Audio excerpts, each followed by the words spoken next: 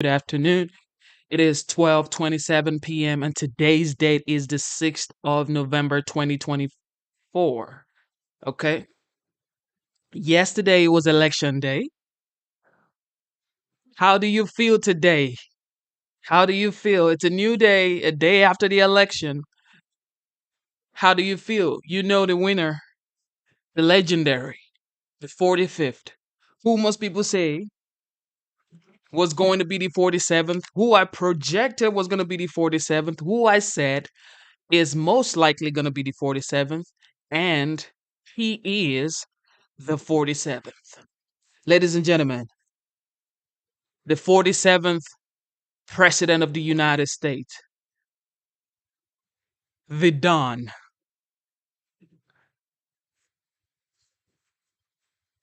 President elect Donald J. Trump.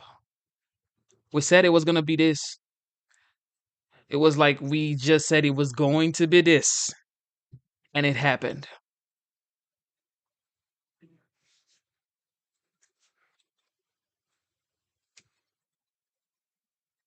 All right, let me put the polls up now. What is our polls gonna look like? Shout out to Andrea. Andrea, God bless you for tuning in, Andrea. Zima, the Prince of Amsterdam. You know what time it is. Man, what is the new polls gonna look like? What will the economy be like?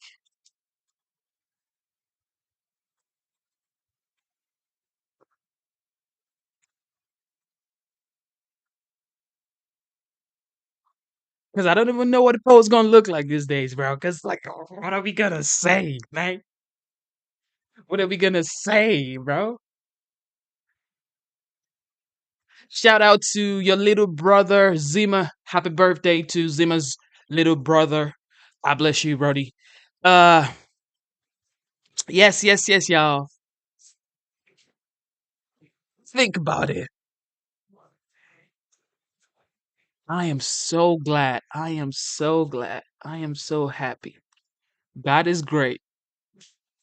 God is great, people. Double tap your screen, subscribe to the channel. We're back here and we're open for business, guys. We open for business, people. So it looks like the Republican has the Senate as well as the House and as well as the White House. How is this even happening, people? What is going on?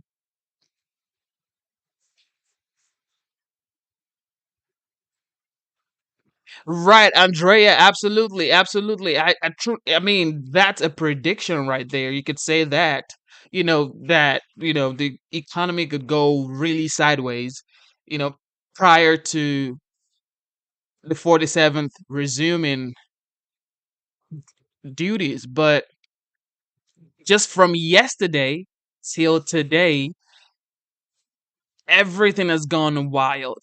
The stock market has gone all the way up. Okay. BTC has gone record high, like record high.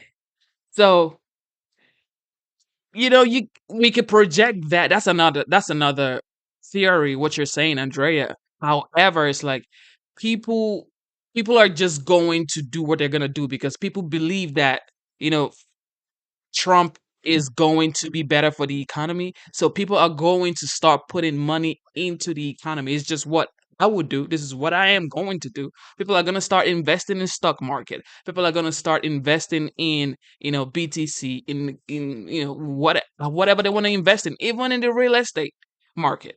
People are going to start investing. So it's like when people have faith in their leader and they believe he's going to make sure the economy is going to be great, they're going to start investing. So it's like the people are going to make the economy better. It's just on default. That's why you see the stock market going all the way up just from yesterday. That's why you see BTC going all the way up. It wasn't like these people didn't. I mean, it wasn't like a new money was in the in the world. It's the same people that said, "Oh, the economy ain't going great." It's the same people that put money into the market because now they have some sort of faith in the leaders.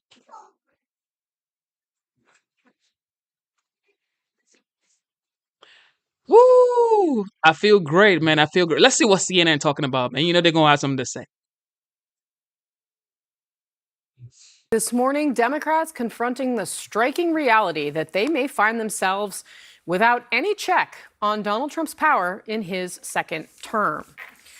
In fact, of all of the reasons that Donald Trump won this election, we're going to talk about this now, the Elon Musk factor cannot be overstated. In Pennsylvania, Musk essentially took over Trump's ground operation. He held a daily $1 million giveaway for swing state voters. He donated at least $119 million to His America PAC to help Trump. And in case you missed it, on the eve of the vote, Musk went on the most popular podcast in America and said this.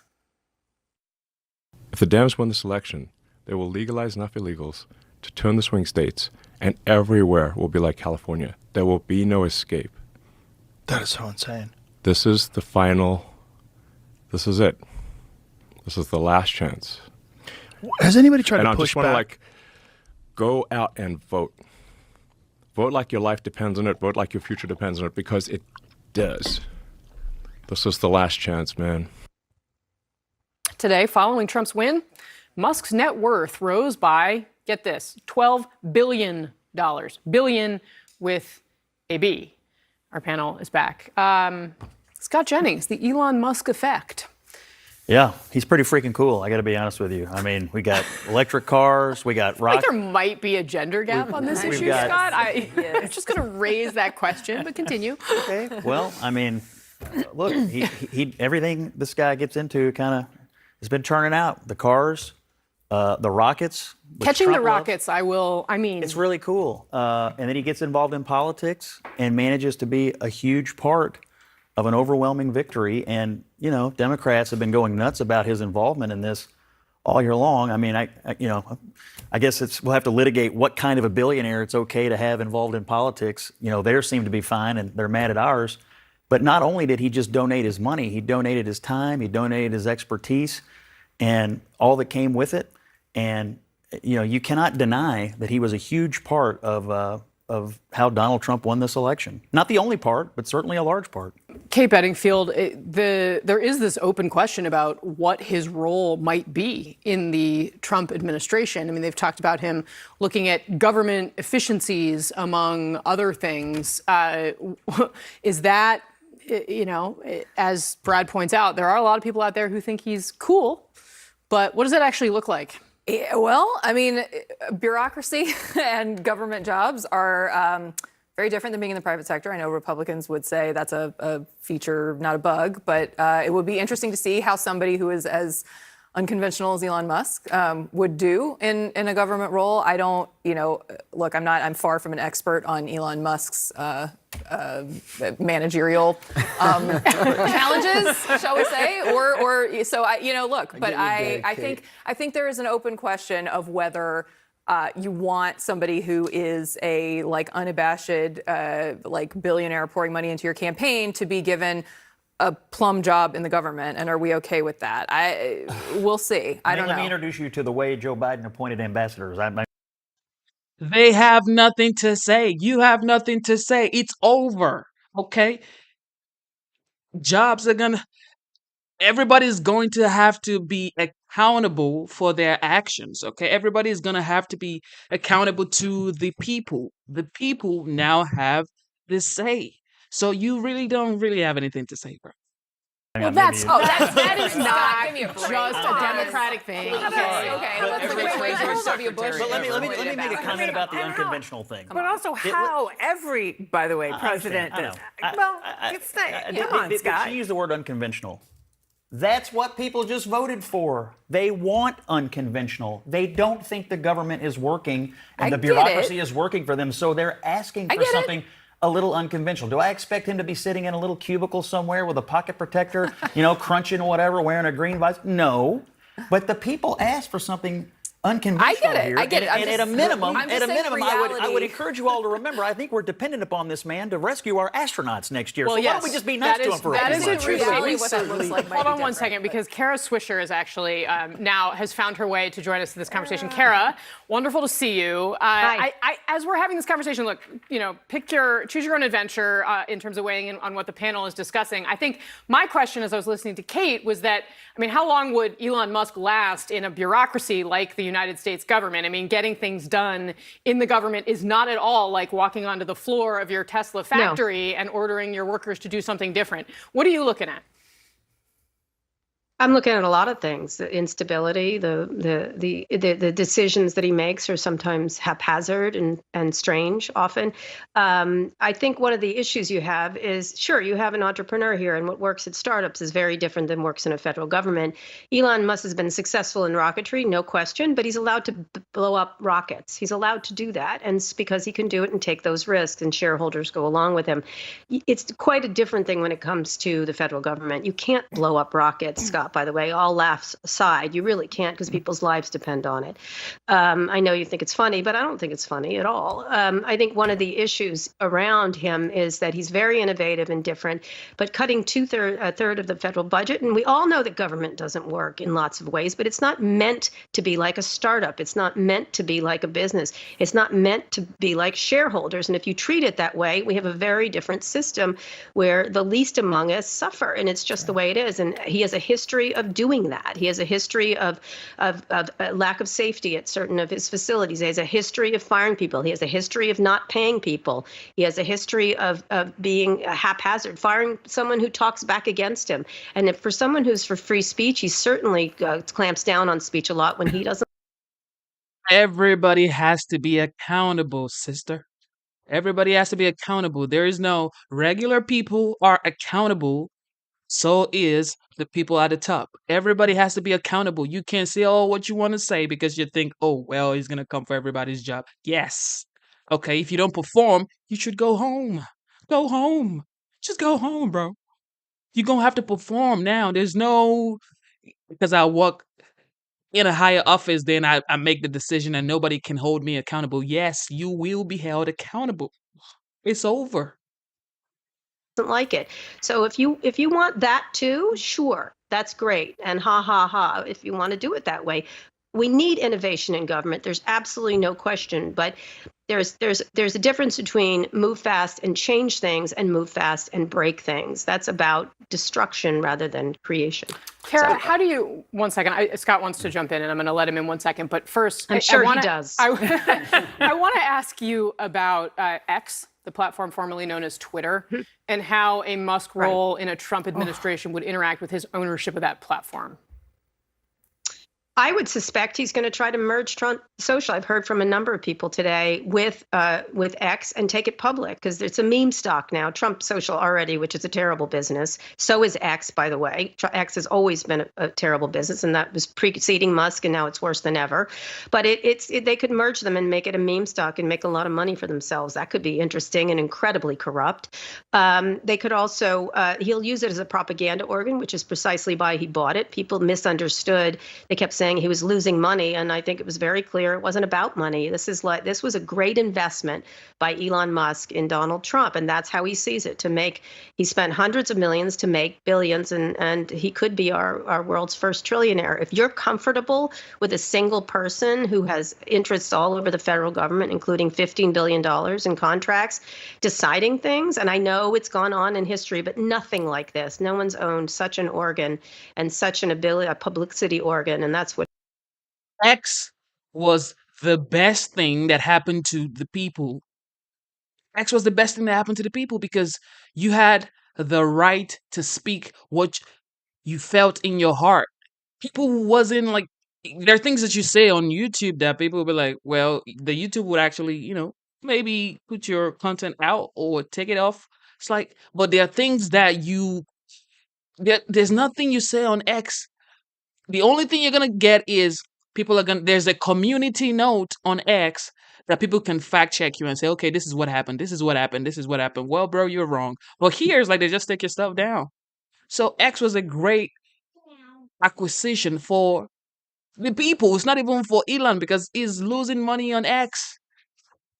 Man, these people. What it is, a propaganda organ that he's created in this way. It's not the same as before. It is not even close to the same. He has control over a number of important things, and we have to be very careful of a single person doing this. I think in history that's always been the case. Scott Jennings, your name was invoked. First, he wasn't elected. He supports Donald Trump, and now he's going to have some influence because his side won. Mark Cuban would have had influence had his side won. You know, I think, honestly, I hear all this carping about Elon Musk, and it just truthfully sounds like sour grapes from the side of the ball that shunned this guy, and now they're paying for it. And they shouldn't have shunned him, and a lot of liberals have admitted it. They did it, and now they're going to own it, and now he got on another team because he has ideas for the United States that I think we ought to listen to, and Trump's going to listen, and maybe they don't all get implemented, but you can't begrudge this man his opportunity to participate in the political system in the way that he sees fit. Nobody does. And then to have Scott, and then to have influence over it if you win. That's the way it works in this country. I want to take you. That's not what Kara, they begrudge. Go ahead. Nobody begrudges his ability to speak. What they begrudge is the flood of misinformation and all kinds of things that happen on that platform, which is uncontrolled. And it's not about free speech because he decides when and where to do it. In India, he clamps down. Other places, he complains. It's just at the behest of one person. If you're comfortable with one person with this much power, and Mark Cuban's power would have been much more diminished and has never been this much of a narcissist. I think actually what's going to happen is the two of them Mark Cuban's are going not to a fight narcissist? quite a bit. Not Okay. to the degree. Not in the same way. Not in the same way. And by the way, Scott, I'd be very careful. There's a lot of fears. We're both narcissists if we want to be fair. So in any case, that's besides the point, as usual. One of the things that I think is important to keep in mind is the two of them may not be able to coexist in the same place. Elon is very petulant, and so is Trump. And I don't think Trump's going to like the attention that Elon's going to grab for himself. He's an attention sponge like you cannot believe. Having interviewed them and known him for 30 years, I've interviewed more than anybody has. He and Trump will clash at some point, much in the same way that he clashed with the Biden administration. I am absolutely agree with you that the Biden administration, by not inviting him to that particular event, which was a car event, Elon called me a lot and texted me a lot about that. He was very hurt by it. It was a big mistake, so much so that I called Biden people and said, "What are you doing?" And I thought it was a mistake because he does get credit for the cars. He does get credit for the space stuff. He does get credit for innovation, as do many people. What he does not get credit for is his heinous comments and behavior and bringing people down. That troubles me. And you can separate it from the entrepreneurship if you have half a brain. As usual, they're going to start the same story. Now it's about Elon. It's about being a narcissist and all this stuff. It's like, how does this even work? They just never run out of names to call these people that have innovated the way we do things. Look at the electric car. It's trying to save the environment. It's trying to go to space to get the NASA what they call them? The NASA astronaut. And yet you're gonna call him names? Like, just relax. What's Liz Cheney talking about? Liz Cheney tweeting her reaction to Donald Trump's win just moments ago. Here's what she says, quote, "Our nation's democratic system functioned last night, and we have a new president-elect. All Americans are bound, whether we like the outcome or not, to accept the results of our elections. We now have a special responsibility as citizens of the greatest nation on earth to do everything we can to support and defend our Constitution, preserve the rule of law, and ensure that our institutions hold over these coming 4 years. Citizens across this country, our courts, members of the press, and those serving in our federal, state, and local governments must now be the guardrails of democracy." So, of course, Liz Cheney had devoted herself to preventing Donald Trump from ever entering the White House again. But the Never Trump movement inside the Republican Party, honestly, not borne out here today. Bang up job. I mean, this Never Trump whole complex that grew over the last several years, nothing has ever failed as hard in politics as this. the Lincoln Project, all these people that built millions upon millions upon millions of dollars from Democratic donors, and all the eggs that was put in this basket. The split was amazing. Trump got like 94% of Republicans. I don't think they accomplished anything except probably build a bunch of beach houses. That's about what they did. Republicans being lectured to, condescended to, browbeaten by all these folks over the last. I mean, look, at some juncture, it's okay if we have different opinions about the election. You don't have to beat people to death over it. And the more you do that, the more it drives people away. Total failure. So I think I think it's important to level set that the statement that Liz Cheney is making in the Trump era is an important one. Now, you can argue that politically the Never Trump effort and failed. actually, let me pause you for one second, because there is a difference between Donald Trump and the Lincoln Project and what happened with Liz Cheney, which was a break that occurred after January 6th. Yes. And you can't, I mean, Scott, you can't pretend that Donald Trump has not spent a lot of his time and energy trying to convince the American people that the electoral system in this country is rigged. And that's before you even get to January 6th. So I'm gonna give you the political ramification. I'm gonna let you have that argument. It is incredibly important for people to say our systems will hold, our institutions will hold, our elections are free and fair. Even if we don't like the outcome, we have to abide by them. And you cannot pretend in the Donald Trump era that's not an important thing to say. I was happy to say these things before we knew the outcome of the election. I will just point out in our own exit polling on the issue of democracy, 73% of the people said they thought democracy was threatened, and they split evenly between the two campaigns, 49 to 49. And so, well, that's probably because Donald Trump spent a lot of time telling a lot of people not to trust our democracy, no? Yeah. Which goes to, I hear you and Republicans making the argument that Trump won on this kind of like fundamentally unifying message. I would sincerely hope that he uses this moment to remind people, reassure people that our elections are free and fair in this country. He wields an enormous amount of power. He has a loyal following. I'm not saying I believe that he will, unfortunately. But he wields an enormous amount of influence, and he should use it for good. But I don't think that he there will. is the I doubt he will, unfortunately. Oh, I'm sorry. I didn't even hear you over there. Go ahead. Okay. Sorry, Karen. That's okay. No, unfortunately, just as his previous term, I don't think that he will. I think we already have the evidence that he won't.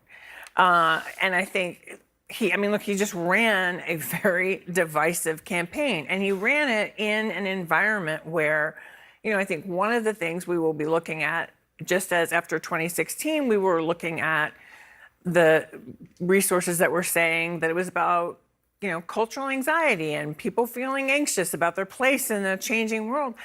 We got to look at what the gender divide really means in this country.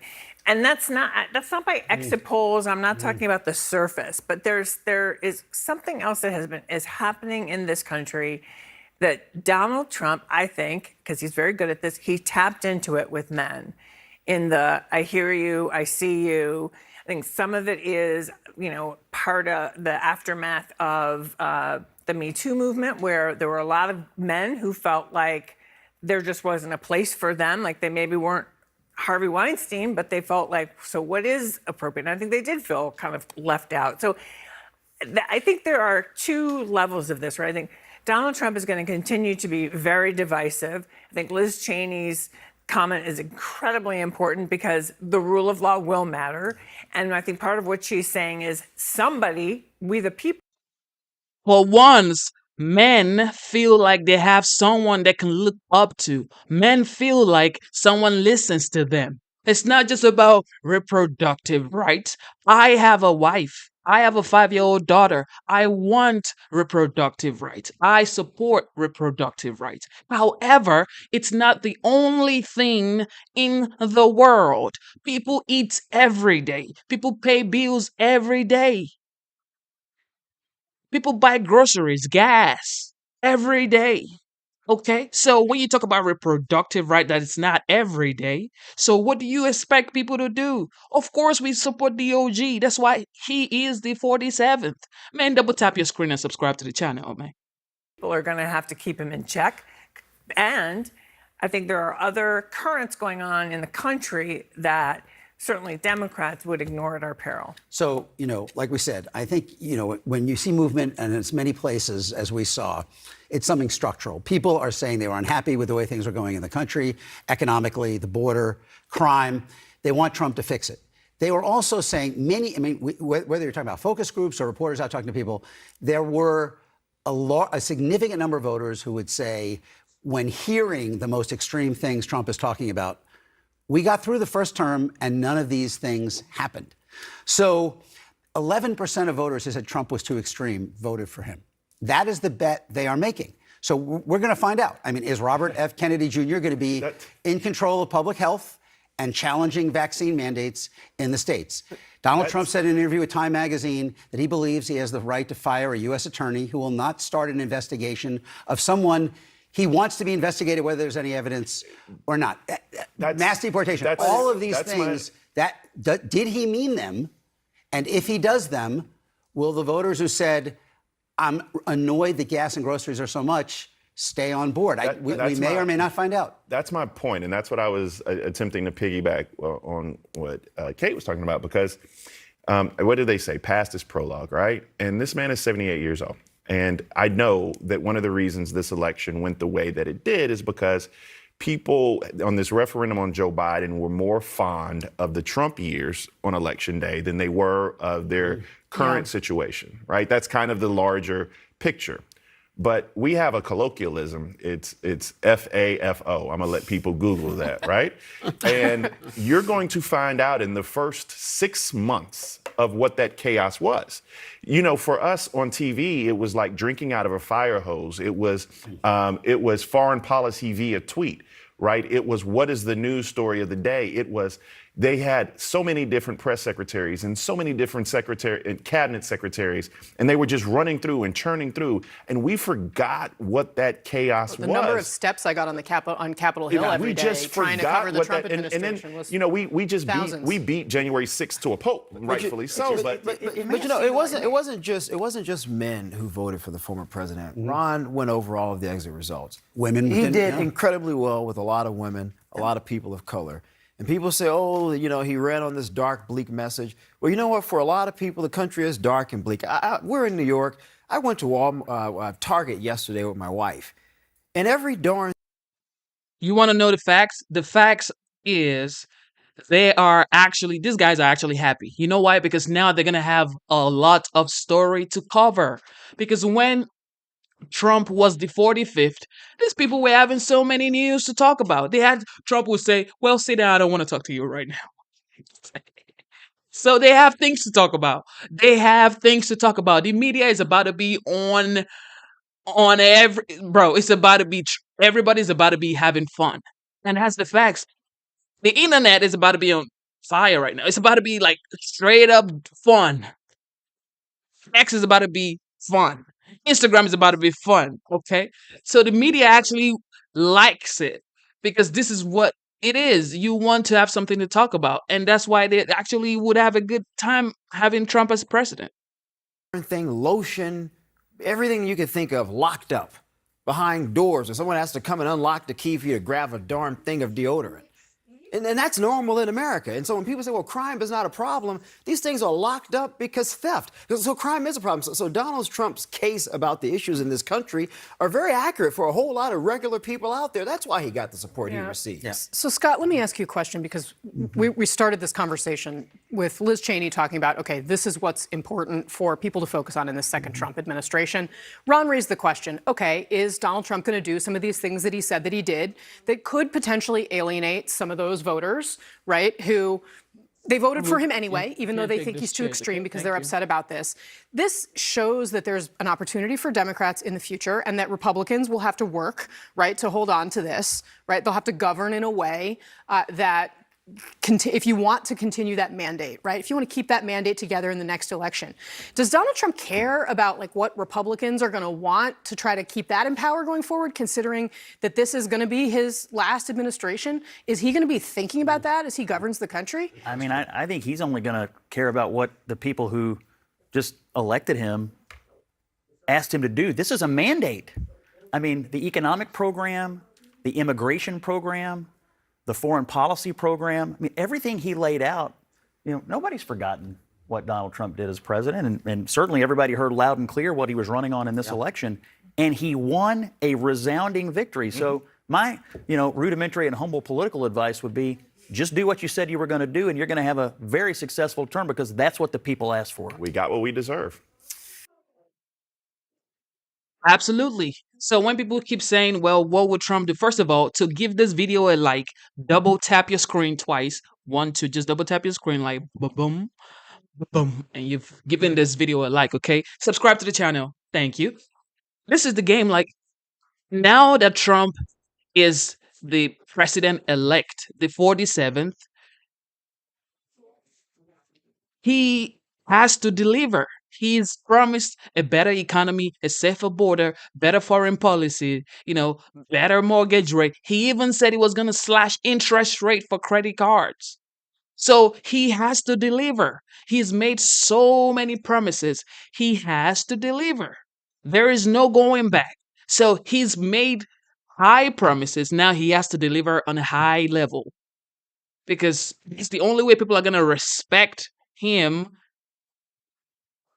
because you've made so many promises and people believe he's going to live up to those promises. So this is time for Trump to show everybody that I told you so. Look at me now. All right, let's see what the polls were like yesterday.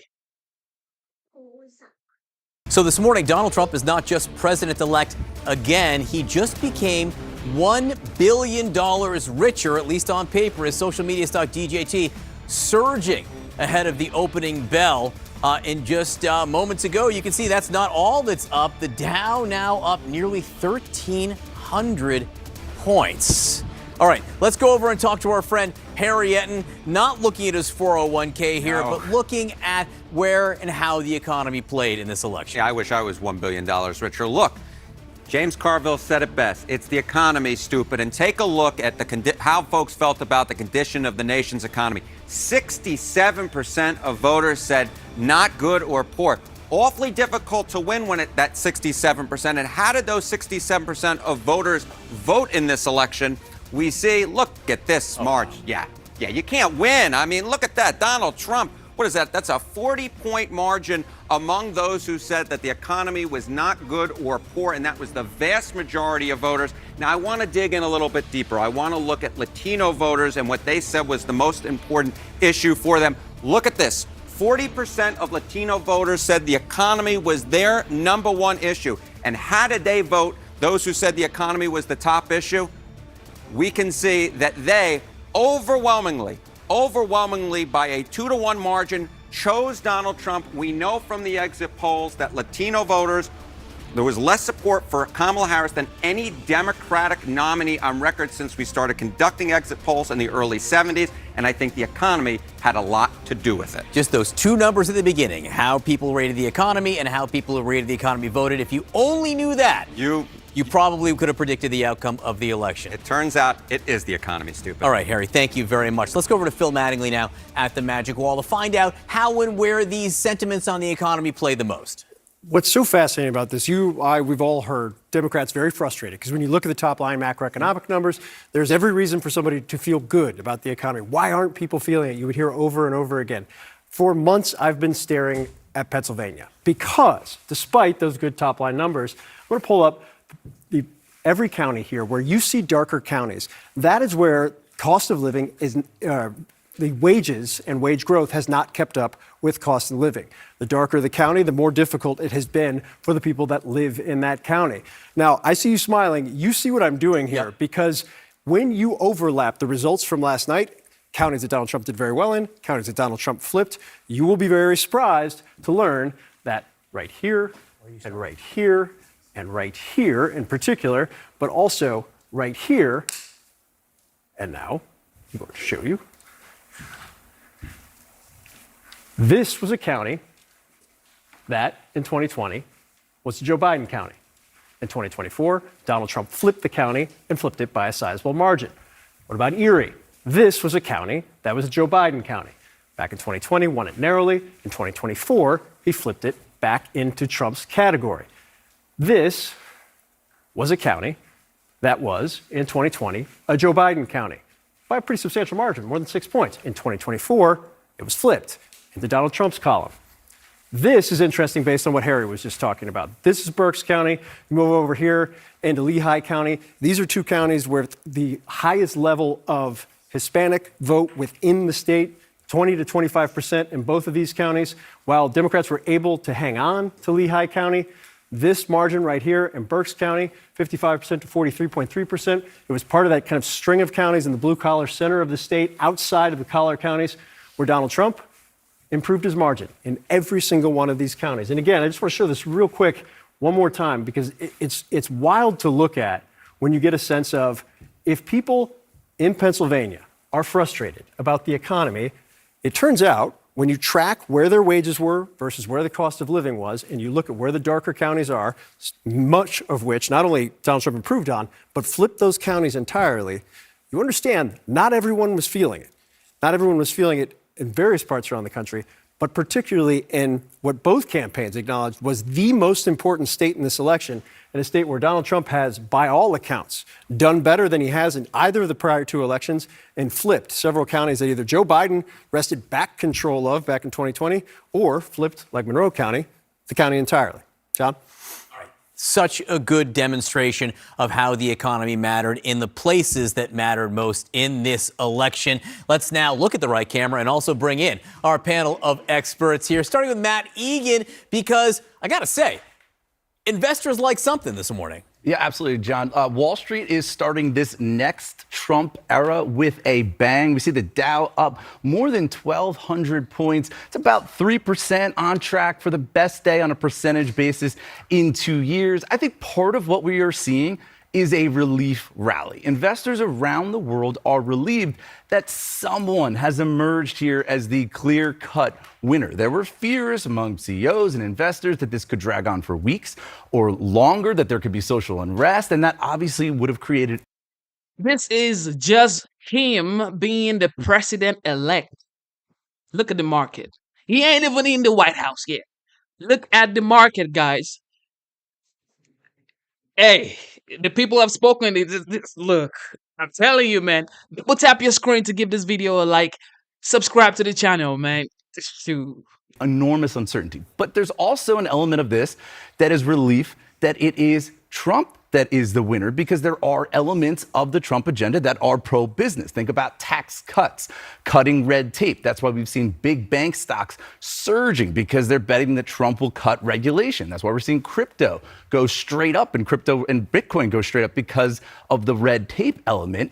But market veteran Art Hogan, he told me this morning that he thinks that some of this enthusiasm could actually be short-lived, because there are also elements of the Trump agenda that are not pro-business, such as getting into fights with CEOs, massive tariffs, massive deportations, and a skyrocketing deficit. For now, though, investors are not paying any attention to those negatives, or they're betting that those campaign promises are not going to become a reality. Right now, the focus is on the positives. So I'm not saying that investors and that Art Hogan aren't real people, because they are. By definition, they're all people. But, Professor, I am curious. If you're waking up today, one of these swing states or anywhere in this country, wondering, gosh, what's going to change for me economically now that Donald Trump is going back to the White House, what should you be thinking? So the first thing I would be thinking about is the agenda on tariffs. That is the number one issue that I think most Americans, that has the most opportunity to affect the most widespread of an American audience. And I say tariffs because, these questions about deregulation, about cutting taxes, cutting corporate taxes, and cutting taxes for the wealthy affect a very small percentage of the population just off run.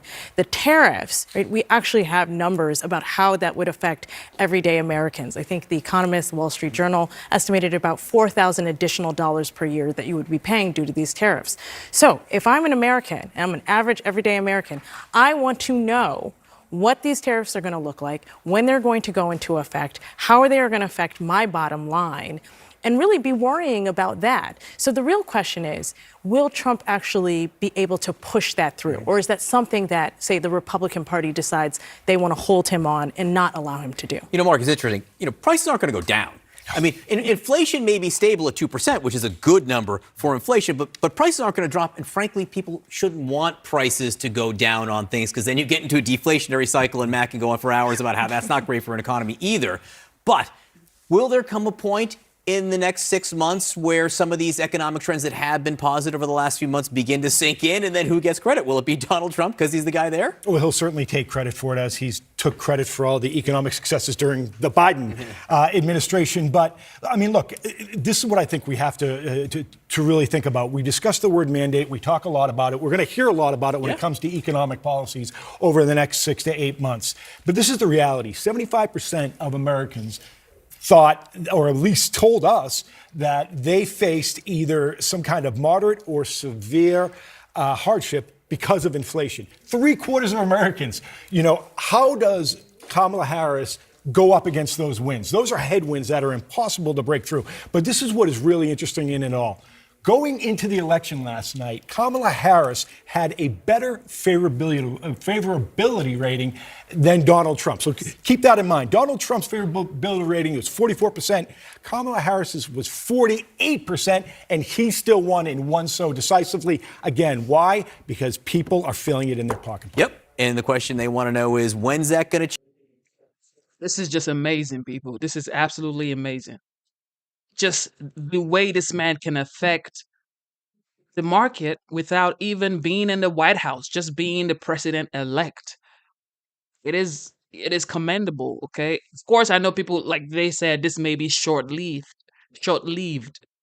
Yes, but I mean, this is why he promised he's going to be 100% a man of his words, just like he was from 2017 to 2021. Okay, and I believe him. That's why I voted for him. It's just what it is. All right, let's see what Kamala's team is talking about after the results were announced. Double tap your screen, subscribe to the channel, man. We're about to go up. Still things we don't know, but obviously the picture here of what we're looking at is starkly clear. We are standing by to hear from Vice President Kamala Harris. Obviously, she did not speak last night. Source now telling us she will deliver her concession speech this afternoon at Howard University, and this will be the first time that we will see from her since she lost to Donald Trump, a night that, of course, she thought would go very differently, that Trump seemed to think could go very differently. Priscilla Alvarez is just outside the Harris campaign headquarters in Washington, D.C. Elena Treen is outside Trump's campaign headquarters this morning. So, Priscilla, first to you, what do you know about just what's gone on in these past few hours in the inner circle of that campaign, where we had all heard their view? They'd been public. They were confident. They thought, David Plouffe said, they thought they could win all 6 or 7 swing states. And yet here we are. Aaron, I've been talking to allies of the vice president and sources close to the campaign over the course of the morning, including in the early morning hours, and they are in a state of shock and disbelief. Just to give you a sense of some of what I'm hearing, one source telling me that their, quote, stomach is in knots, another telling me that they felt, quote, terrible, and another just describing the mood among campaign officials as, quote, gloomy. And it was Pennsylvania and the results that came in Pennsylvania that was really the nail in the coffin. This source also saying, bluntly, the caveats won. Now, the reason that there is so much shock this morning among those closest to the vice president is because of what was being said privately and publicly by senior Harris campaign officials, essentially projecting optimism and confidence in those final hours leading up to election night, feeling as though they could pull some of those undecided voters to their side. And of course, finger pointing has already begun, because part of this strategy also included bringing in disaffected Republicans who they believed were fatigued by former President Donald Trump, as well as trying to lock in parts of their coalition where there had been waning enthusiasm. But the numbers have shown they just were not able to accomplish that, including in some of those red rural counties that they had banked on peeling off some of those Republican votes. Now, as you mentioned there earlier, the vice president will be speaking at 4 p.m. at her alma mater here at Howard University. She is also expected to call former President Donald Trump ahead of that speech. So certainly, Aaron, a lot of work going on behind the scenes to work on those remarks. Yeah, absolutely. You can only imagine that phone call, right? You know, he came out just the other day, right? Low IQ, all these things, and to have to to pick up the phone and make that call. These are, of course, I think at these moments to remember, human beings. Priscilla, thank you very much. And let's go to the Trump campaign now, where Elena Treen is in West Palm Beach, Florida. And Elena, here's the thing. It appeared from everything the Trump campaign was signaling, the way he was acting himself, he didn't think he would win. Then he came out and won. And he didn't just barely win, he won in a landslide. So how does this adjustment sink in? And what do his next few hours look like? Well, you're certainly right, Aaron, that, heading into yesterday, Donald Trump's campaign kept saying they were cautiously optimistic, but behind the scenes, there was a lot of uneasiness. They expected the race to be incredibly close, and they were not expecting it to be called as soon as it was. When I talked to some advisors soon after most of the networks, including ours, had called it for Donald Trump, they said that they were obviously excited, but also relieved, again, because they had not anticipated that it was going to come so quickly, particularly those crucial votes in the battleground states. Now, as for today, I'm told Donald Trump is laying low for the most part. We know that he's been taking calls with a series of people who've been congratulating him. One thing to note about that is that we've heard, clearly we've seen foreign leaders publicly reach out and congratulate him over online, but they've also been calling him, as have CEOs. And Donald Trump's campaign is very closely tracking who is reaching out and when, because remember, Donald Trump values loyalty at many times above all else. And so this is something that they are watching very closely throughout the course of this day. Yeah, of course. Even watching the world leaders, so you think about what people said, what they thought, and now what they're saying. How does he manage that? I mean, so much is resting on how he manages that for the whole country and the world. Elena, thank you very much. Wolf. Aaron, thank you. My team of experts is here with me right now. MJ Lee and Gloria Borger. MJ, you're our senior White House correspondent. I understand you're working your sources, getting some new information. What are you learning? Yeah, Wolf, obviously there's going to be a lot of soul searching and asking a lot of questions in the coming hours and days about what, if anything, could Democrats and the Harris campaign have done differently. One thing that we are clearly already starting to see take place is finger pointing and the blame game. And a lot of that is going to be directed at President Biden. And this is even coming from some folks inside of the Harris campaign. One senior official I just talked to said Biden will hold a lot of blame for it. And frankly, they said he should. One of the ways in which he is being blamed right now actually just goes back to the simple decision of seeking a second term and re-election in the first place. Remember, back in 2020, when he was running, he had initially said, I plan on being a transition and a bridge president. And of course, changed his mind ultimately and said, I'm the only person that can defeat Donald Trump. I have more work to do, and ended up seeking a second term. And then when his performance completely blew up at the CNN debate over the summer, he had no choice, ultimately was forced to get out of the race. And that's why we ended up having this very truncated Kamala Harris campaign in the first place. And Democrats are looking back on all of this and thinking,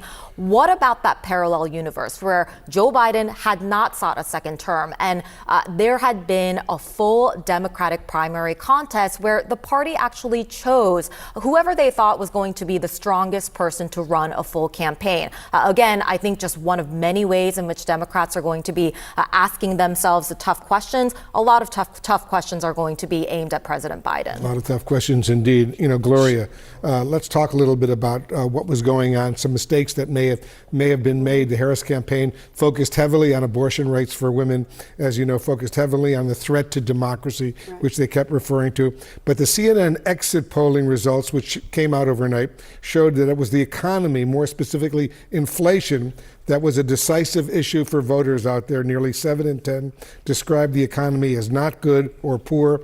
75% said inflation had caused their family hardship in the last year. So was this a miscalculation on the part of the Harris campaign? Well, look, as MJ was saying, I think that Kamala Harris had this albatross around her neck, and it was Joe Biden. And she had a very difficult job separating herself from Joe Biden. In the exit polls, you see that 80% of Trump supporters say that they were worse off than they were 4 years ago. So the economy was a major issue. She tried to say, look, here are my plans. But I think a pivotal moment was on The View, when she couldn't distance herself from Biden and couldn't. Do I understand what they're saying? Are they saying that Joe Biden is to blame for Kamala losing. Is that what they're saying? Is that now they're gonna blame Joe? What about Bidenomics is working? What about we did it, Joe? Man, double tap your screen, guys. Double tap your screen to give this video a like and subscribe to the channel.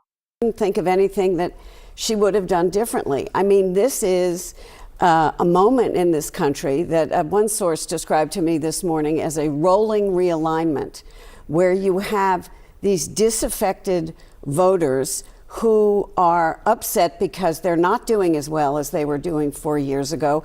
And it is not based on race, it is based on class, because Donald Trump has brought in all these new Hispanic voters and black voters, for example, and the Democrats are left being the party of the elite, which they feel has nothing to do with them. And so she had a tough job, and she had to do it in just over 100 days. And, you know, looking back on it, that might almost seem like an impossible task. Very, very difficult challenge indeed. MJ, you're a White House correspondent. We know that Kamala Harris is going to be delivering a speech at her alma mater, Howard University in Washington, D.C. later today. Do we know if she's planning on calling Trump to congratulate him in advance of that speech? Yeah, as we've reported, that phone call is likely to happen before she actually addresses the public. I mean, remarkable that there was a whole election night party essentially set up at her alma mater in Washington, D.C. last night. She ended up not making that appearance, period. Really reminds you of actually the 2016 Javits Center setup where Hillary Clinton was supposed to appear. Everybody thought that there was going to be a celebration, and ultimately John Podesta ended up coming out to tell the crowd it's time to go home. We can't call this race yet. It is going to be very, very interesting to watch what tone the vice president takes as she publicly concedes this race, again, presumably after having done that privately in that phone call to Donald Trump. Remember, Donald Trump is somebody that the vice president recently referred to as a fascist. She has minced no words when talking about Donald Trump and the threat that she believes he poses to the country. And now here we are, the day after Election Day, and we know that this is the man that is going to return to the White House. So how does she talk to a big segment of the country and the population that is going to be completely devastated by the thought of another 4 years of a Trump presidency? You know, it's the popular vote as well. I mean, we're not just talking about the Electoral College anymore. It's quite an achievement to win both. That hasn't happened in a while. And so, you know, she has to recognize that, you know, that they got whomped, and you have to go back and look at why. And I think it's always a very difficult thing for campaigns to do, but the Democratic Party writ large has a lot of thinking to do about what the American public thinks about it. Yeah, she referred to Trump as a fascist, but we all know the way he was talking about her, low IQ and all that kind of stuff as well. So let's see what happens in the course of these next few hours. Guys, thank you very, very much. She said they got mobbed. This is just, oh man. He won the popular vote. He won the Electoral College vote. It's like, this ain't no close race. We've always said it here on the channel, because every time we did a poll, it was always 70% for Trump, and Kamala had like 30% every single time. And every poll that I saw on Twitter or X, Instagram, Facebook, TikTok, it was just not a close race for the people. So now it's like they got, of course, we knew it wasn't no close race. We always knew on this channel. Ask the moderators on this page, they'll tell you we knew it wasn't no close race. Man, stop all that. And she better congratulate the president-elect and apologize, okay? All right, so let's listen to what they said last night. Well, early this morning. You know, they always have something to say. Ashley Allison is joining us, as well as Scott Jennings. I want to hear from both of you. Ashley, obviously this is not the outcome you had hoped for. What do you think, what are you looking at about what went wrong? Well, I think she wasn't able to put the coalition together she needed to in each of the states. It was never going to look the same, but we've always talked about this would be on the margins. So if you pull off, even 1% of one of your base constituencies, which he was able to do he was able to do in many of them, you were not going to be able to keep that state or hold that state. And so I've heard a lot of people talk about the conversations we need to have. And I think we do need to have conversations as a party. But the conversation that I want to have are for people who showed up and voted for Kamala Harris and tell them to hold their head up high. I remember in 2016 having to walk back into the White House today, and I was embarrassed to go to work because I feel like I had failed our country. Despair is not the time to lose hope. It is the time to dig down, to do some soul searching and fight for a better day. Many of the communities that are most vulnerable and that are really afraid right now, the trans community, immigrants, people of color, even if there's polling or outcomes that are showing that some people of color voted for Donald Trump, you're worthy, you're visible, you're not alone. And so you can feel what you feel right now, but we have to do work to protect the most vulnerable. And we can and we will. And then for the people who did support Donald Trump, we've sat on this network and people have said the things that he said about retribution and about going after his enemies. That's not what he really meant. So in moments when he does that, it's your responsibility to hold him accountable and not let him do that and not let him. What is she saying? What are you saying? I am brown. I voted for Trump. It's like,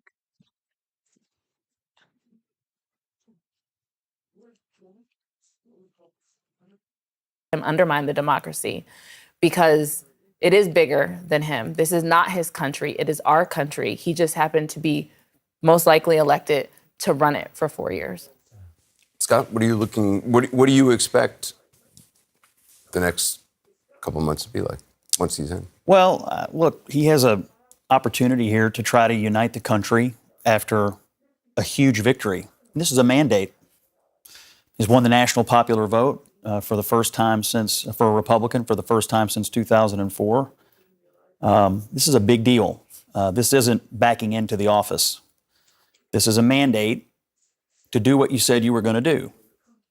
Get the economy working again for regular working class Americans, fix immigration, try to get crime under control, try to reduce the chaos in the world. This is a mandate from the American people to do that. I think I'm interpreting the results tonight as the revenge of just the regular old working class American, the anonymous American who has been crushed, insulted, condescended to.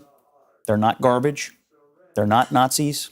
They're just regular people who get up and go to work every day and are trying to make a better life for their kids, and they feel like they have been told to just shut up when they have complained about the things that are hurting them in their own lives. I also feel like this election, as we sit here and pour over this tonight, is something of an indictment of the political information complex. I mean, we've been sitting around here for the last couple of weeks, and the story that was portrayed was not true. I mean, we were told Puerto Rico was going to change the election. Liz Cheney, Nikki Haley voters, women lying to their husbands. Before that, it was Tim Walz and the camo hats. Night after night after night, we were told all these things and gimmicks were going to somehow push Harris over the line, and we were just ignoring the fundamentals. Inflation, people feeling like that they were barely able to tread water at best. That was the fundamentals of the election. And so I think that both parties should always look at the results of an election and figure out what went right and what went wrong. But I think for all of us who cover elections and talk about elections and do this on a day-to-day basis, we have to figure out how to understand, talk to, and listen to the half of the country that rose up tonight and said, we've had enough. I think we have to listen to everybody, actually. I think that I've been saying this whole time, I think the polls did not have it right? Like the spread in some of these battleground states are a little larger than some, not as close as we thought it was going to be. We thought we were going to be counting. I mean, it hasn't been called yet, but the likelihood that he gets to 270 is highly probable. The people who voted for Kamala Harris are struggling too. They're feeling ignored too. A Republican's pain is no greater than less than a Democratic's pain. And we have a moment now where, and I'm not saying you're doing this, we can point and be like, you're the loser, I told you so. Or we can do what Donald Trump said, which I believe I have the right to feel skeptical of, that he wants to unify this country. Actions speak louder than words. That's the opposite of what I'm saying. And I think for Van and for you and for Axe, I mean, I've been on the losing side of tough nights here and in my professional life. It's not easy to lose a race like this. One of my most crushing nights was 2012. I know it was one of your best, and one of your best because we were there in the same state together. And so I understand, and I do think that the new president has a responsibility to make the whole country feel like they can be part of a more optimistic future. I do think the way this campaign was run was basically on the Democrats thought there were enough people who hated Trump or were willing to fear him to win the race. And it turns out there's more to being president than simply not being Donald Trump in the eyes of the American people. I'm a little worried about how Democrats are going to react. They've been told Trump is a modern-day Hitler, or at least he's a fascist. And now Kamala Harris, I suspect, is going to have to wake up in the morning and concede to that person. And then she's going to have to go to the Senate and certify the election, and which she will do. She'll do that. And I'm a little concerned about an election in which half the country was conditioned to believe that the person who just won the national popular vote is going to be a dictator, eliminate the Constitution, and create a bloodbath, and so on and so forth. So can I say something about that? We have to reckon with that in the aftermath of that argument. The thing I think is most important to remember is the people who said that he was a Hitler lover weren't Democrats. They were Republicans. People who said that he was a fascist weren't Democrats. They were Republicans who worked for him. And so it's not just these elite Democrats over here, poisoning the well. You had a pretty broad consensus from Chomsky to the Cheneys, that was very, very concerned and remains concerned. And so I think. Why is Van Jones's voice shaking? Man, I feel for my brother, bro. His voice is shaking. I'm sorry, bro. We just need a better economy, though. It's not just on us to stop calling names. I think it's up to him to, as Allison said, with deeds show that he's not going to be those things. Well, you said it. Mm-hmm. It's not just the elite Democrats. It was just the elites.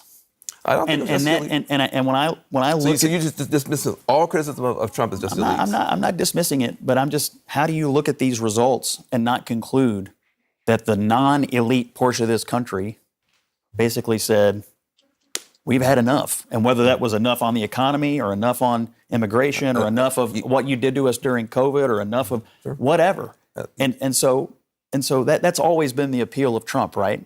Is that you all are being misled by the elites, the experts, the institutions, whatever, and so he's never going to get along with the elites, and he didn't get along with them in this election, and it looks like the people agreed with him on it. Scott, look, I first of all, I'm always willing to be introspective about how we talk about these things and how we think about them. Polls weren't actually that wrong. I mean, you're going to look at these polls and they're going to mostly be within I think how we use polls and how we talk about polls is a discussion that we ought to have, and whether that's how we should cover campaigns. But, you sat on this, maybe at this very table in January of 2021, and you were compelling and moving because you are someone who believes in the institutions. These people like going back and forth. The polls were wrong. Look at the margin. He won. This is like a landslide win. It is not close. So stop saying the polls are not that wrong. Just lick your wounds, drink some coffee, and enjoy the ride. Of this democracy and an integrity and so on. The reason that people are worried and wary about Donald Trump is because of the way Donald Trump has behaved when he was president, after he was president, and during this campaign. And, how many times do we have a discussion about, his message as related in his campaign ads and the kind of really disturbing things that he says about jailing his opponents and shooting his opponents and so on.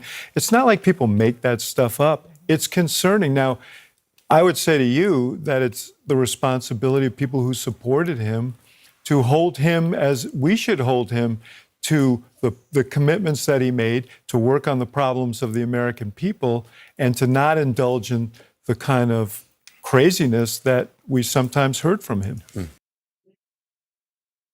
He never said he wanted to shoot any. Like, these people, man, this is why he won.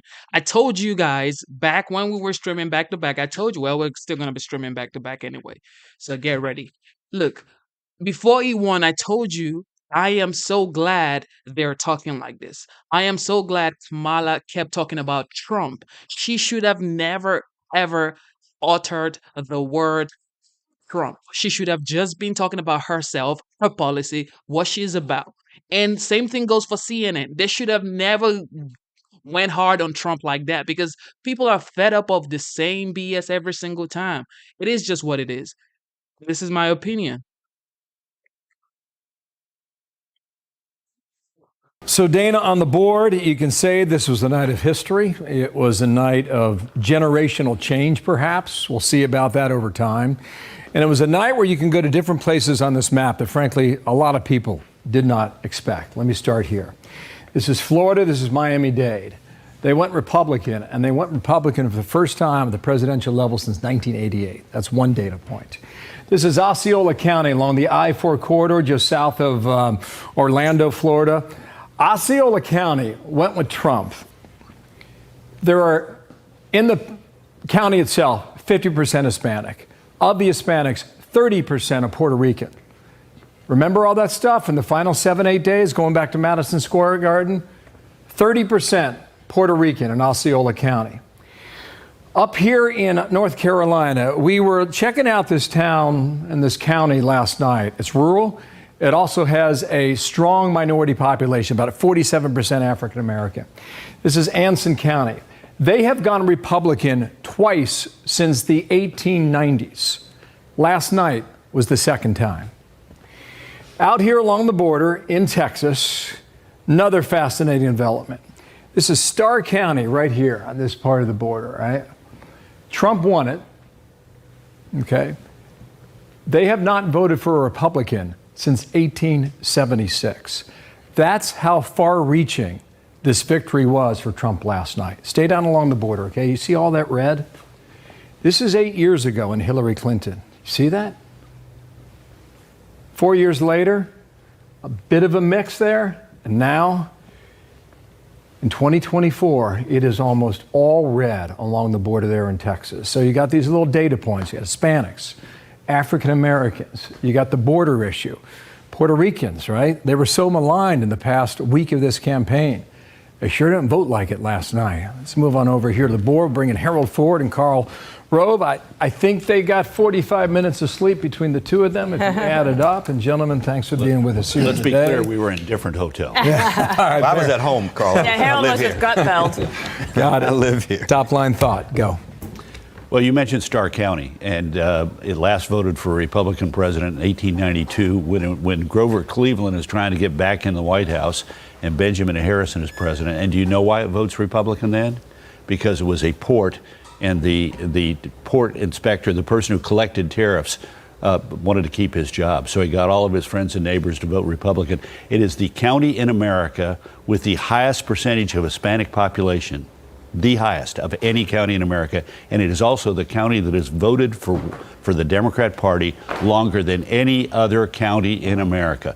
No other county has had a record of being in the Democratic column from 1896 to today. Call up number one, guys. Our Fox News voter analysis, look at this on immigration. In 2020, 3% said it was the most important issue. Last night, Dana, it was 20%. Yep. Harold, what are you thinking now? So good morning, and glad to be with you. Thanks for having me. Last night, I thought a lot about this over the last few hours. I couldn't sleep when I got home. I got home really late. And I think to myself, this was a rebuke last night of Democrats and Republicans, those of us who come from the traditional aspects of our party.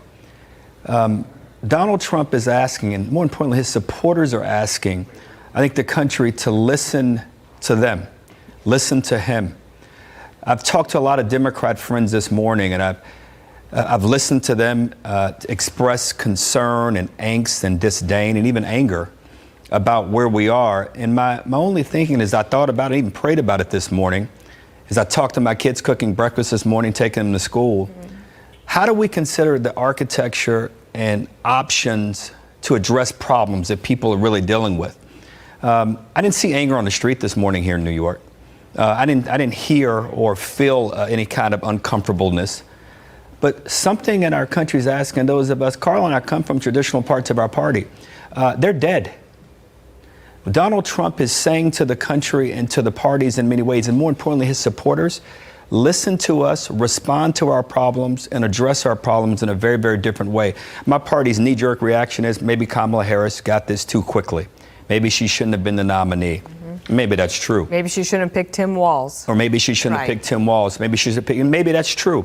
But something else is going on that I think we as a country have to listen to and be willing to respond to in a different way. And I don't know the answer this morning, Bill or Dana, but I know this, something has happened. Yeah. And we have to respect it, accept it, and figure out ways to move on. Well, it'll be fun to do all that with you in the coming months. But I want to ask Carl about Kamala Harris's decision to not address her supporters, not to call President Trump, wrong.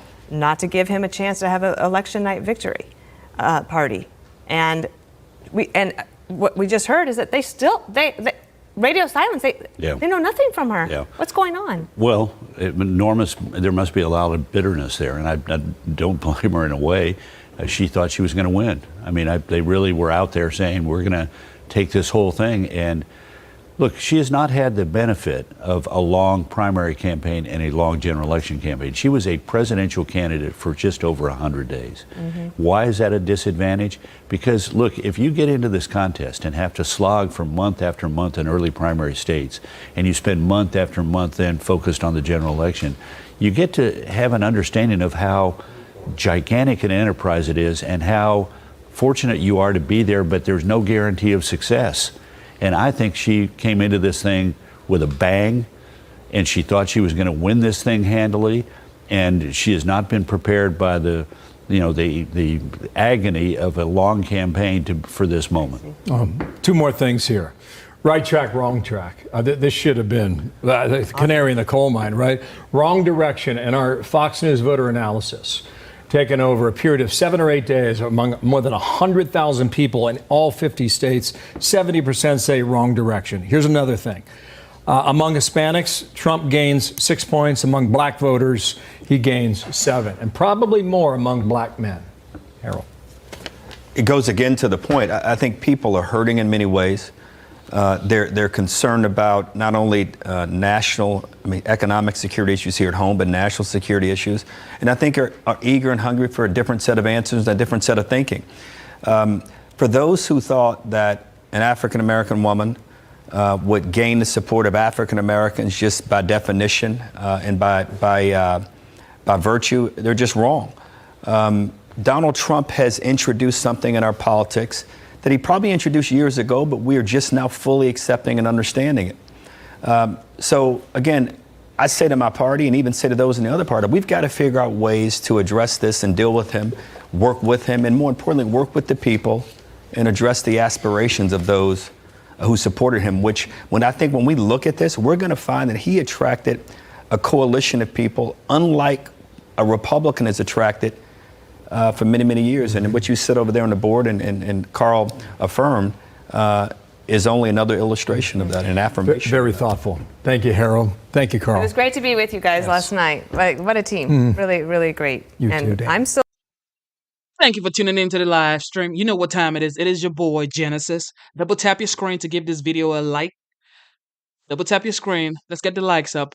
Subscribe to the channel. All right, now, let's listen to what the people were saying last night when they realized the OG was about to be the 47th. So Todd Pyro is at the Family Chill and Grill. It's in Pennsylvania. Hey, Todd. Good morning to all four of you. The mainstream media told us repeatedly that this was a vibe election. Why don't we tell the mainstream media what the vibe is in here right now?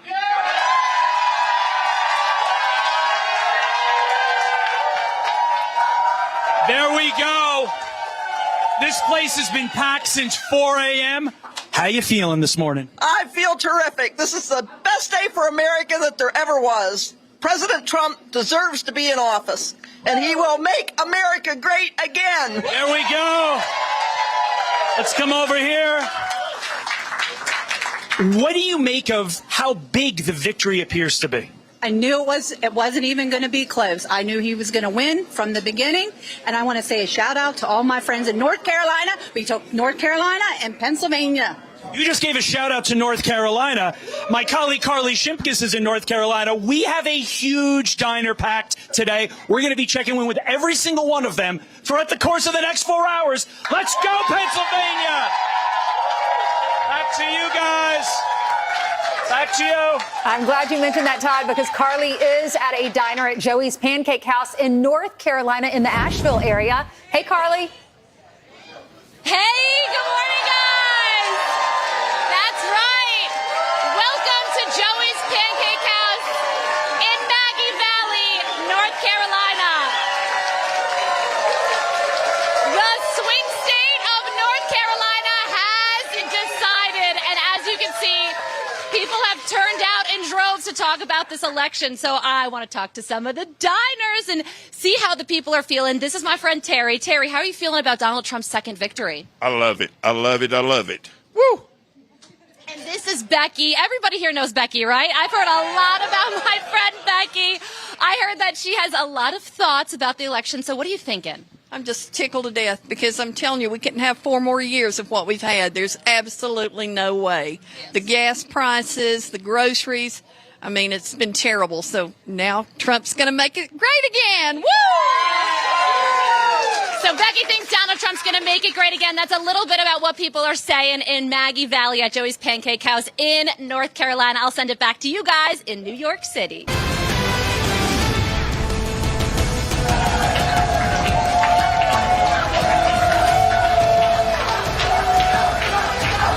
We are. See how happy people are. See what they're saying. Last night when we were streaming, we saw wives kissing their husbands like we won.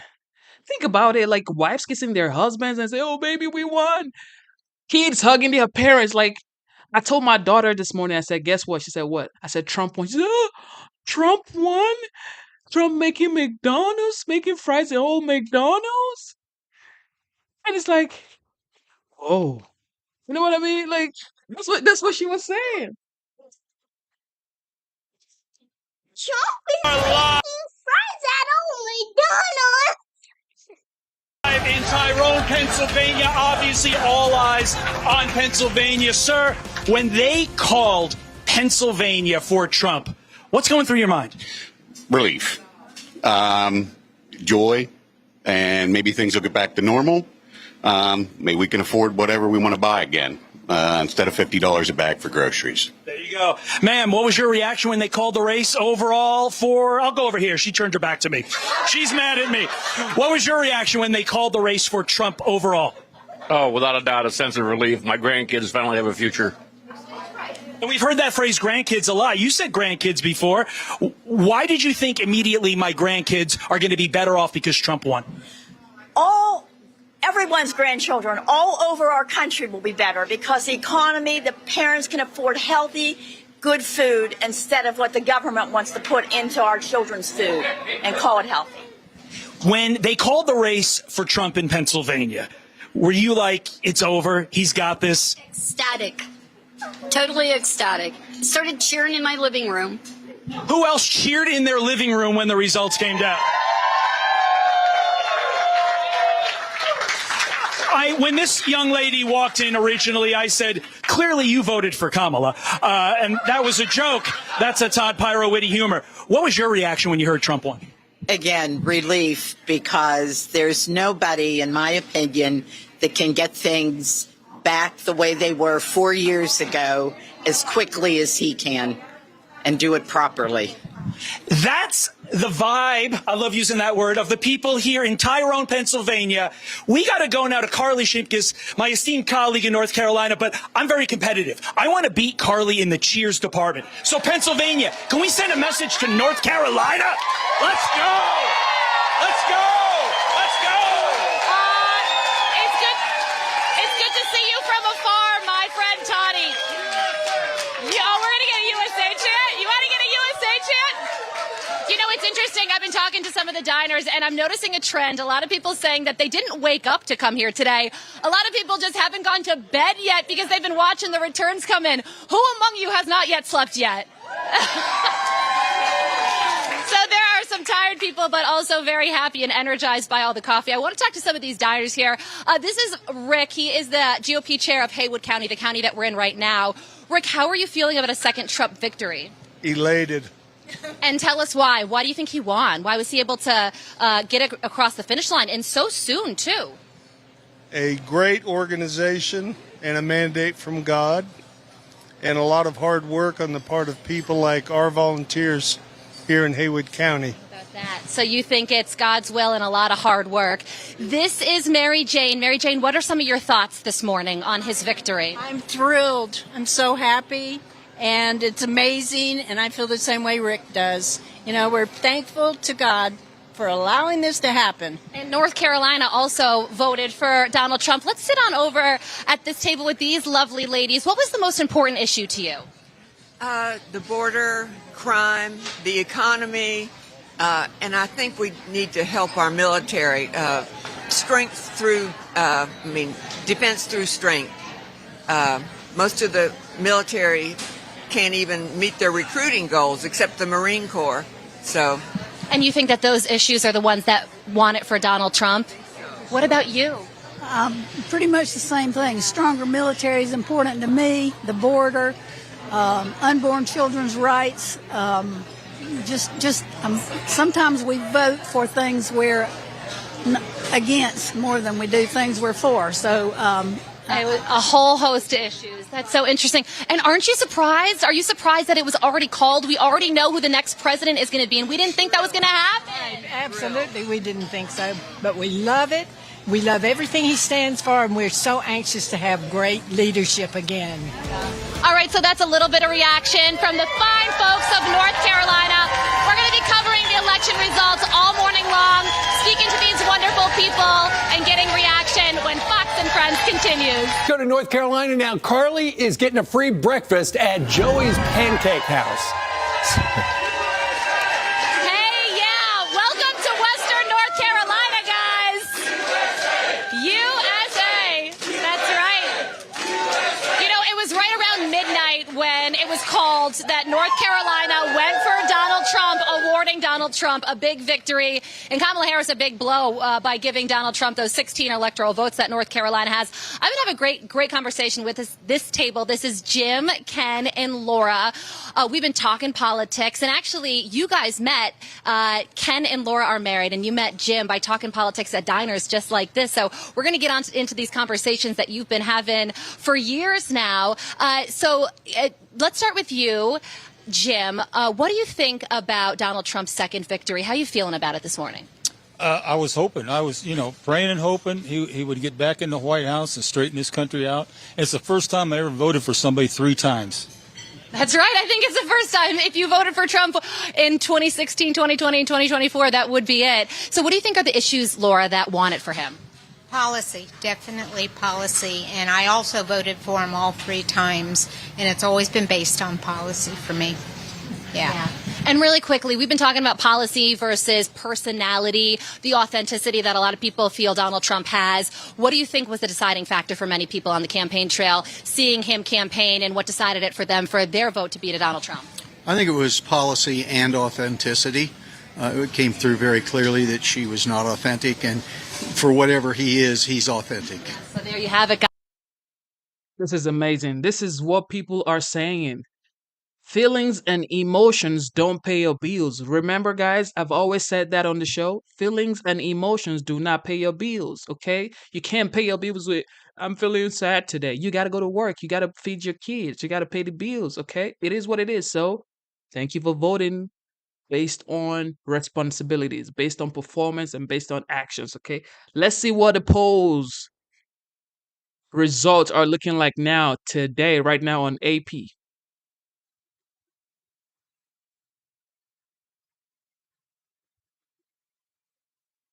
Look at that. Harris has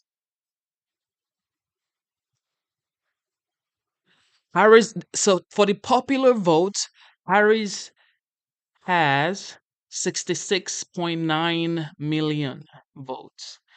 And for the popular vote, Trump has 71.7.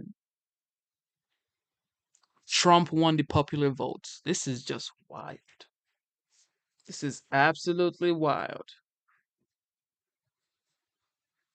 This wasn't a tight race like everybody was saying. The media especially, like this is gonna be a tight race. It's gonna be close. Close race. Does that look close to you? Does that look close to you guys?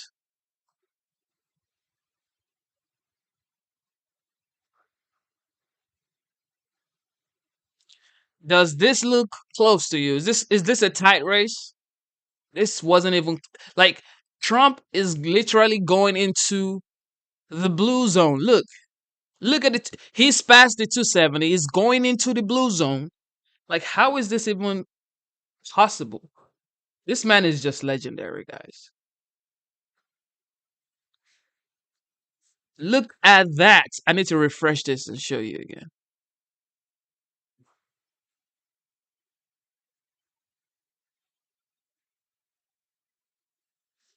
And Arizona isn't even done yet. Arizona has 61% reporting, and he already has 51.9% of those votes. Nevada hasn't even finished yet. They are 84% reporting, and they have 6 electoral votes. So he's basically gonna be at like 320 or something by the time this is done.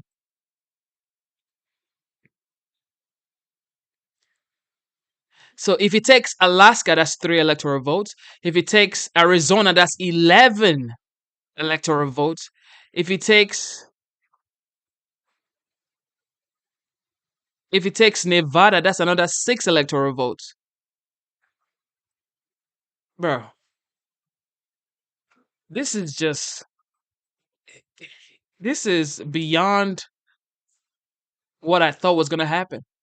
I knew it was going to win in my heart. I've always said it. I said he is most likely going to be the 47th. But like this right here is like flawless victory, bro.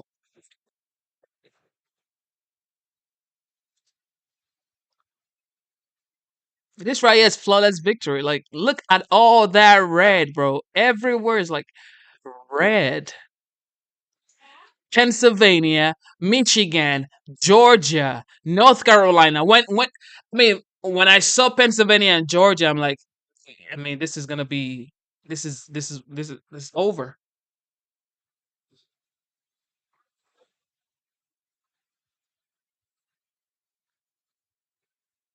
Ladies and gentlemen, the 47th, Donald J.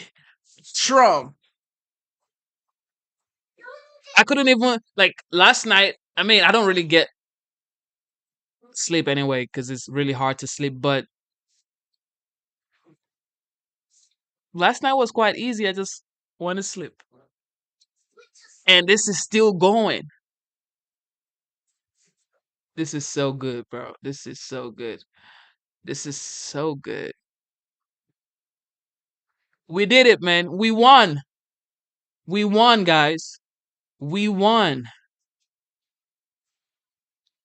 We won.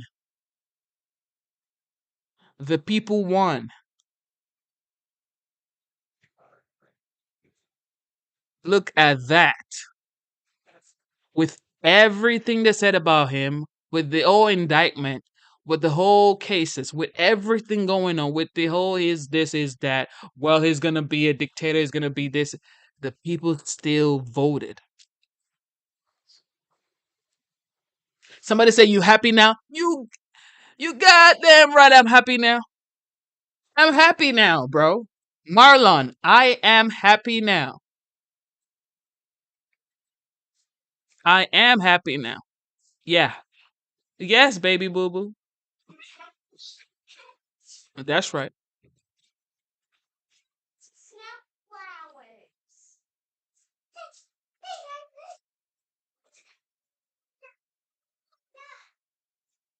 Of course they're gonna try to contest it, but hey, that's not gonna work. I mean, it's over, bro. And if they start doing all of that stuff, saying, "Oh, they want to contest it," it's like you're basically doing what you accuse Trump of doing. This is gonna be a thin line for them to thread because it's like you are basically doing what you've accused this man of doing. It's gonna now the people are gonna say, "Well, we see you guys are just liars."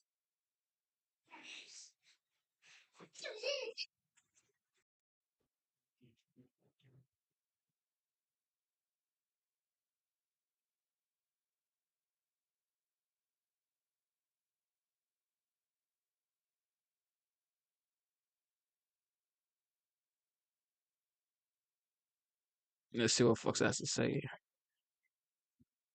This is not the outcome that we expected at all. We weren't expecting a blowout at all. One of the things that are top of mind is the choice of Tim Walz as the vice presidential candidate. A lot of people are saying tonight that it should have been Josh Shapiro. Frankly, people have been saying that for months. I know a lot of people are probably wondering tonight what would have happened had Shapiro been on the ticket. That would have signaled to the American people that she is not the San Francisco liberal that Trump said she was.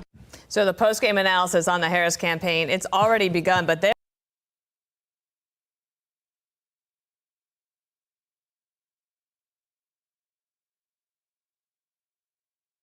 Are they gonna blame Tim Walz too? So they're gonna blame Tim Walz too. Man, you can't make this up, bro. You can never make this up. she's saying, well, maybe Tim Walz was the problem. I think he would have been happy to stay in Minneapolis. I don't think he was the problem. I think the problem was much larger than that, and I don't think that a different pick would have solved it because this was a wholesale misread of the electorate, I think, if you look at these numbers and how everyone moved. And some of the talk I was hearing last night from Democrats is like he needs to deliver a unifying message when he comes out on stage, right? This is what they always say. Well, he unified the most diverse coalition that Republicans have ever had, a growing coalition, in support of him and against many of the crazy things that Democrats had been doing and ineffective things that they had been doing that had been hurting people, and they were not talking to people about those issues. Kamala Harris basically refused to talk for the first month of her very truncated campaign, and I just don't think you win votes that way. She's right about this when it comes to immigration, when it comes to inflation, when it comes to living in big cities and looking around and thinking that just a couple years ago, it wasn't like this. And now it is. When you talk about like transgender rights and you think about your own kids in schools and whether or not they can say something or whether they should refrain because they don't want to be subjected to the verbal abuse of their classmates. Yeah, and the concept of protecting girls' sports, when did that become a controversial issue? And suddenly it is, and Republicans are on the right side of it, which is kind of amazing. This was not some like right-wing conservative wave that across the country. This was like a common sense something big. It was like a tidal, a rising of all boats that went across the entire country, both in conservative places, but more importantly, in blue states, where you have, like in Virginia, where all but 11 states, Donald Trump outperformed his performance 4 years ago. New York he closed the gap in New York by 13 points. He lost it by 10 points as opposed to 23 points. So where we stand right now is New York is closer, after the result, looking at the results last night, New York is closer to being a red state than Texas is to being a blue state. Yeah. And if that doesn't tell you something about the sort of common sense, it's not a right-wing message, it's a common sense message. But if you are a Democrat and you were listening to Democratic media or you were on the algorithms that were just feeding you the information that Oprah was telling you that the country is going to fall apart and cease to exist because he is so right. I mean, like you wouldn't, it seems common sense when you look at it from our perspective, but if you're them, you have to wonder, how much money did they spend? Billions of dollars on the Biden-Harris campaign over the course of the time? And they got it so wrong. And they have no one to blame, really, I think, than themselves. Well, I think they've been used to telling themselves stories and then bullying other people to believe those stories. And I think the bullying part is what a lot of people were reacting to. I think some of this may be a little bit of COVID backlash that is delayed, that we thought maybe the Youngkin campaign in Virginia was all we would see from that. But I think there's a reaction to being treated as sort of like pathogens for a while and told to stay in your house and all of these things. And it all just sort of built up, and people could see that they were kind of full of it. And I do think a lot of Democrats need to examine where they get their information. Yes. And then maybe they could get on the same press release list I'm on, where you get the, you understand that the conspiracy theory is truth way earlier than they do. That's the thing they need. One of the guests on MSNBC this morning said the progressive movement in America is dead. Wow. I mean, look, 2016, Donald Trump won that not by being a nice guy. He won it on the issues. 2024, he won that race on the issues again.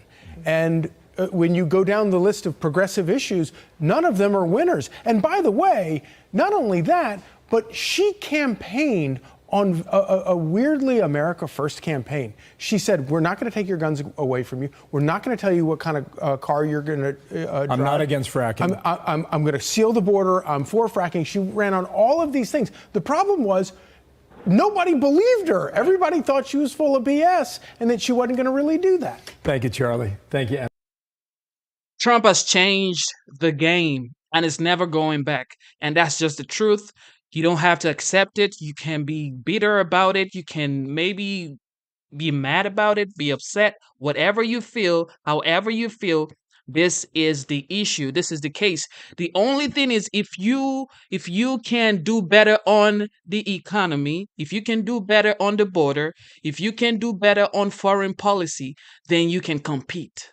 But if you can't do any of those things, you cannot compete. The American people want safe borders, more money in their pocket, soft life. This hard life is not working. People work their butt off. So it's like, come on. Man, instead of looking for perfection, seek for consistency. One more time. Instead of looking for perfection, seek for consistency. Never give up on yourself. Never give up on your dreams. Never give up on God. Believe in yourself. If nothing, believe in your dreams. Believe in God. Like the 45th. Believe in yourself, okay? Now the 47th. Who would have known? Who would have thought with everything he went through? Because we are dreamers and we accept what we can do and what we're capable of, okay? All right, Genesis is signing out. I am going to be back, okay? I got to be a daddy for about next 4 or 5 hours, okay? Ladies and gentlemen, Genesis is signing out. If you haven't double tap your screen right now. Subscribe to the channel. I love you guys.